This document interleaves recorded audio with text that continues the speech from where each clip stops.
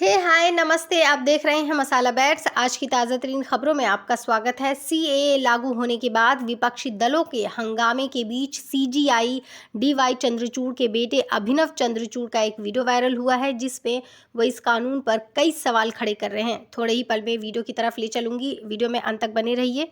नागरिकता संशोधन अधिनियम 2019 सीएए लागू हो जाने के बाद विपक्षी दल लगातार केंद्र सरकार पर हमलावर है। इस बीच chief justice of India CJI DY Chandrachud के बेटे अभिनव चंद्रचूड़ का एक वीडियो वायरल हुआ है। इसमें वो बता रहे हैं कि सीएए क्यों असंवैधानिक है।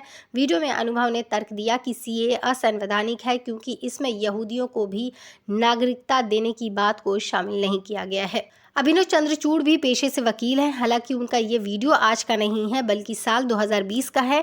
अभिनव ने वीडियो में कहा है कि भारत छोड़ने वाले मुसलमानों की संपत्ति हिंदुओं और सिखों को दे दी गई। अभिनव ने कहा इसलिए भारत छोड़ने वाले और जो भारत वापस आना चाहते थे उनके लिए एक परमिट प्रणाली आई। हालांकि परमिट प्रणाली का एक उपयोग पूर्वी पाकिस्तान के लिए नहीं किया गया था। 2020 में सीएए विरोधी प्रदर्शन के दौरान के अपने वीडियो में अनुभव ने कहा था यहूदियों को सीएए में क्यों शामिल नहीं किया गया, तो उन्हें बताया गया कि यहूदियों के पास इजराइल है, फिर ईसाइयों और बौद्धों का भी अपना देश है। हमने नास्तिकों को शामिल नहीं किया है। आपने उन आज्ञावादियों को बाहर कर दिया जो नहीं जानते कि ईश्वर है या नहीं। आपने मुसलमान को बाहर कर दिया है।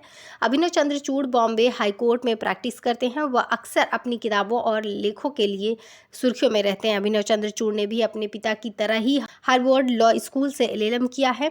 2007-2008 में अभिनव को बेस्ट स्टूडेंट के लिए यशवंत दलाल और रंगनाथ राव पुरस्कार मिला था। अभिनव ने अपनी पहली किताब 26 साल की उम्र में लिखी थी। वह अब तक 8 किताबें लिख चुके हैं। आइए वीडियो की तरफ लेके चलते हैं कि अभिनव चंद्रचूड़ ने अपने सीए जो लागू हुआ है उस पर उन्होंने क्या कहा है मुसलमानों के लिए भी, और उसमें उन्होंने क्यों बताया है कि ये असंवैधानिक है। वीडियो में अंत तक जरूर बने रहिए। क्योंकि उन्होंने कहा कि सीए अनकॉन्स्टिट्यूशनल है, असंवैधानिक है। इस वक्त बहुत वायरल हो रहा है। Citizenship Amendment Act as it stands today is unconstitutional. Modi सरकार ने जहां सीएए पर आप लोगों के सामने फिर एक शिगुफा छोड़ा और सीएए का जिन एक बार फिर से बाहर निकाला। हमने कहा था हम सीएए लाएंगे। वहीं पर ये स्पीच जो वायरल होती है उस दौरान जब देश के जो मुख्य न्यायाधीश हैं वो अभिनव चंद्रचूड़ के ही पिता डीवाई चंद्रचूड़ हैं। पूरा भाषण आप सुनिएगा एक एक करके, कैसे उनकी कई सारी दलीलों पर जो उन्होंने अपने भाषण में दिया। Let me ask you this question. What if you're an orphan? What if you are a transgendered person? तालियां बजती रहीं। Transgendered people are abandoned. तो वो कहते हैं कि सीएए जो आज की शक्ल में है वो असंवैधानिक है क्योंकि हमारे संविधान में आर्टिकल 14 सिर्फ हर नागरिक को ही नहीं बल्कि हर इंसान को भारतीय सीमाओं में समानता का अधिकार देता है। That the Citizenship Amendment Act as it stands today is unconstitutional because of Article 14 of the Indian Constitution, which grants to every person, not merely every citizen, the right to equality and the equal protection of the laws within the territories of India. कई सारी वजह उन्होंने एक एक करके बताई, जिसमें से पहली वजह बताई कि ये कानून कुछ धार्मिक श्रेणियों को बाहर रखता है, जैसे कि यहूदी। ये कानून यहूदियों को बाहर रखता है। I'm not able to understand why Jews have been left out from the Citizenship Amendment Act. अभिनव चंद्रचूड़ कहते हैं कि सोशल मीडिया पर जब उन्होंने इस पर एक आर्टिकल पोस्ट किया तो किसी ने कहा यहूदियों के पास इजराइल है, तो उनका जवाब सुनिए। And on social media, when I posted a paper that I had written, somebody said, well, Jews have Israel. Okay? But we have one of my very good friends is a Jew in Calcutta. Jews also have India. And if Jews have Israel, then Christians and Buddhists have their own countries too. We've included Christians and Buddhists, but we've left out Jews. That doesn't make sense to me. वो कहते हैं यहूदी तो भारत में भी हैं, जैसे मेरा यहूदी दोस्त जो कलकत्ता में रहता है। ऐसे तो फिर ईसाई और बौद्ध के पास भी अपने देश हैं, लेकिन इस कानून में हमने उन्हें तो शामिल किया हुआ है। तो यहूदियों को किस आधार पर छोड़ा है, ये बात समझ नहीं आती। What about Baha'is? Baha'is have no country of their own. We've left out Baha'is. आगे अभिनव चंद्रचूड़ जिक्र करते हैं बहाई का, जिनका तो अपना कोई देश ही नहीं है, पर हमने इस कानून में उन्हें भी शामिल नहीं किया है। इस कानून में उन्हें भी बाहर रखा गया है जो नास्तिक हैं, मतलब जो ये मानते हैं कि कोई भगवान है ही नहीं। You've left out atheists, people who believe that there is no God. और ये बोलते ही देखिए कैसे वहां पर हॉल में तेज तालियां बजने लगी। You've left out atheists, people who believe that there is no God. आपने उन मुसलमानों को भी छोड़ दिया है जो पाकिस्तान और बांग्लादेश जैसे देशों में भी अल्पसंख्यक हैं, जैसे अहमदिया और Hazare. You've left out categories of Muslims who may be considered minorities in countries like Pakistan and Bangladesh, categories like Ahmadiyyas or Hazares. अभिनव चंद्रचूड़ कहते हैं कि जो लोग ये दलील देते हैं कि कई देशों के अपने एस्टैब्लिश रिलीजन हैं, तो उसके जवाब में यूनाइटेड किंगडम का हवाला देकर वो कहते हैं कि जरूरी थोड़ी है कि किसी देश का एस्टैब्लिश रिलीजन है तो वो धर्मनिरपेक्ष नहीं हो सकता। There are religious groups that have been excluded. And it's no answer to say that, well, religion is established in these countries, because I'd like to remind all of you today that there are other countries where religions are established. Has anyone heard of the United Kingdom? अभिनव का सवाल है, आपने देश के आसपास के पड़ोसी देशों को छोड़ दिया है, क्यों? पता नहीं। You've left out other countries in India's neighborhood. CA कानून में सबसे बड़ी त्रुटि अभिनव चंद्रचूड़ आगे बताते हैं वो ये कि अगर किसी को नेचुरलाइजेशन से नागरिकता लेनी हो भारत की तो उसे 11 साल इंतजार करना पड़ेगा, लेकिन अगर वो सीए के अंतर्गत आता है तो 5 साल में ही नागरिकता ले जाएगा। What really perplexes me is, and this is something, one of the other reasons why one could argue that it's unconstitutional, is that the residence requirement in India is reduced by the Citizenship Amendment Act. So anyone else who wants to apply to be a citizen by naturalization has to reside in India for 11 years. But for somebody who falls within the Citizenship Amendment Act, the residence requirement is only 5 years. समझ नहीं आया आपको तो पारसी का उदाहरण देकर उन्होंने जो समझाया वो सुनिए। Now what really perplexes me is that look how this applies to the group that we all know as Parsis. Parsis originally fled Iran. There are still Parsis who live in Iran under circumstances that one might consider to be very repressive. A Parsi who flees religious persecution in Iran and comes to India has to wait 11 years to be naturalized as a citizen. But a Parsi who flees religious persecution in Afghanistan has to wait in India for only 5 years to be a naturalized citizen. That doesn't make any sense to me.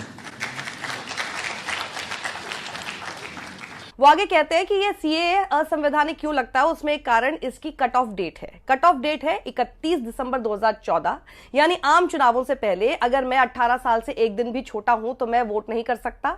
और इसी तरह आप शादी भी एक उम्र से पहले ही नहीं कर सकते, आप शराब भी एक उम्र से पहले नहीं पी सकते। और ये सब बातें बोलते हुए आगे वो कहते हैं लेकिन इस कानून को मानवता के पैमाने पर नहीं बनाया गया है, जिसके बाद फिर बजी तालियां। There are other reasons why one could argue that the Citizenship Amendment Act is unconstitutional. One is the cutoff date. The cutoff date is 31st December 2014. So if you suffer religious persecution before 31st December 2014, but you come to India on the 1st of January 2015, then you are not entitled to the protections of the Citizenship Amendment Act. Now look, I must point out that bright line rules are imposed by the law. For example, you can vote at the age of 18. So if I'm a day younger than 18 before the general elections, I'm not entitled to vote. Similarly, you are entitled to marry at a certain age, you're entitled to drink alcohol at a certain age. The law does impose bright line rules.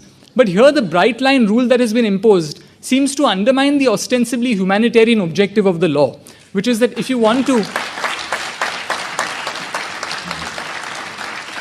आगे अभिनव चंद्रचूड़ बहुत बड़ी बात कहते हैं जिससे इस CA कानून की पोल खुलती नजर आती है। एक तरफ आप चाहते हैं उन्हें सुरक्षा देना जिन्हें अपने देश में धर्म के नाम पर अत्याचार सहना पड़ रहा है, तो दूसरी तरफ आप 31 दिसंबर 2014 को ऐसे लोगों के लिए दरवाजे क्यों बंद कर रहे हैं? If you want to protect people who've been persecuted on account of their religion, then why close the doors on 31st December 2014? आगे अभिनव चंद्रचूड़ ने जो सवाल पूछे उस पर फिर से तालियां बजी। उनका सवाल ये है कि क्या हो अगर आप एक अनाथ हैं, क्या हो अगर आप ट्रांसजेंडर हैं? You're an orphan born after 1987 or an orphan born after 2004. You have to prove that your parents are citizens and you don't even know who they are. What if you are a transgendered person, and very often in India, transgendered people are abandoned.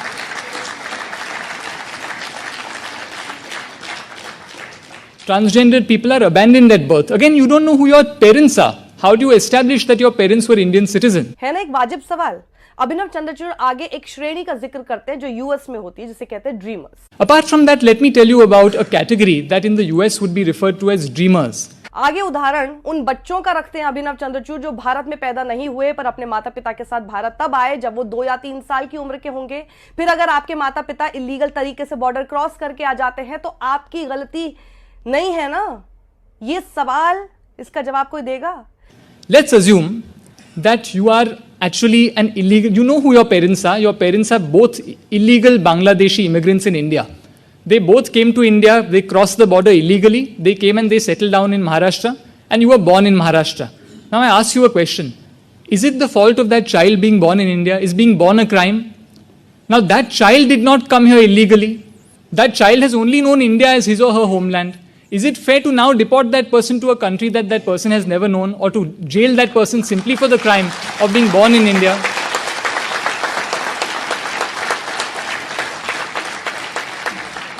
ये CA कानून dreamers के साथ बहुत सख्त व्यवहार करता है, जो सही नहीं है, अभिनव चंद्रचूड़ ये बात कहते हैं। But the law tends to operate harshly against dreamers.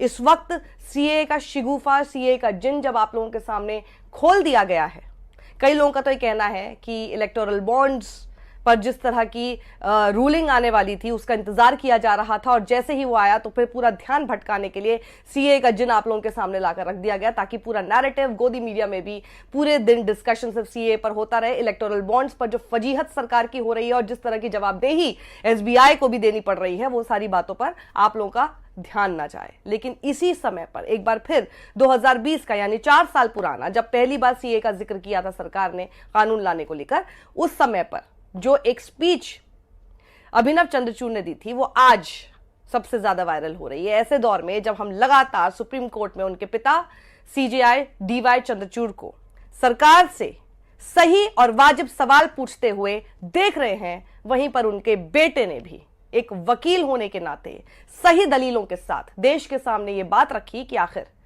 Citizenship amendment act असंवैधानिक क्यों लगता।